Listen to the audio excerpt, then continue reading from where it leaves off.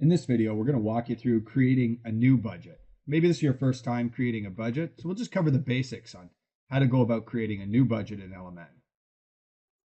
Let's start right from within LMN then. Here I am at the home screen. To get to the budgeting section, we're going to go over here to the left-hand menu, and we're just going to click the budget menu. Pretty simple. If this is their first time running through the videos, you'll see that there's already been some sample budgets set up for you in the trial. There's a sample budget for a company that does a little more than $500,000, one that does $1 million, one that does $2.5 million, and one that does $10 million in sales. Now, these are useful samples that you can look at to see the kinds of things that you might set up in your budget. But let's assume right now I'm $1 million company and I want to get started. The easiest way to get started is to actually grab a budget that's done already, copy it, and then just make changes to it. That's going to be so useful for you going forward when you start rebudgeting every year. You can simply take your last year's budget, copy it, all your equipment, your labor, your overhead, all that's already set up for you. All you need to do is change your forecasts. So let's do the same thing actually with one of our sample budgets to get started for the first time.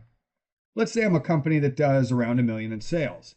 What I could do is go to this LMN sample budget 2, which is about $1 million in sales, and I'll open it. I opened it just by clicking on the name. Now I'm going to go down here to the bottom button where it says copy.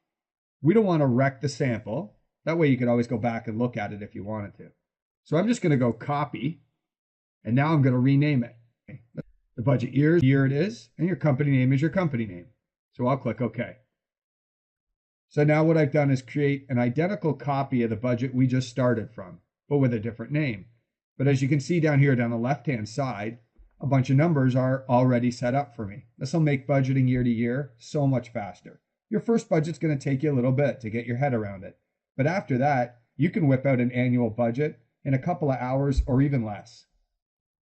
Great, now I've got my sample. I just need to do one more thing before we can actually start working with the numbers in our budget. And that's here under the work breakdown section.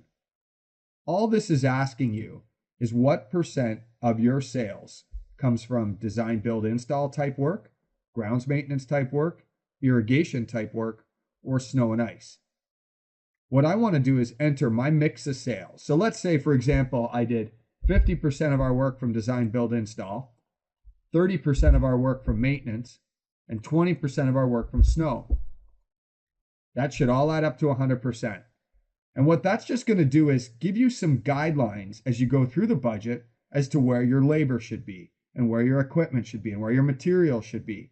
It'll benchmark your numbers against industry averages. But it's really important to know your mix of work because a grounds maintenance company is going to have a lot more labor and a lot less materials than something like a design build install company. That's why we need this mix of work. Sometimes you're going to do some work, let's say arborist work, for example, that's not in here. And that just means we didn't have good industry studies for benchmarks for that style of work. Hopefully we'll get some in the future as LMN and the studies of the industries continue to grow. So if you do work outside of this, you can start to guess where your numbers might be by putting in a similar style of work here. So for example, if you do labor heavy type of work that's a lot of labor hours and not many materials, you could count that work here in the grounds maintenance section because that's also labor heavy work, not a lot of materials.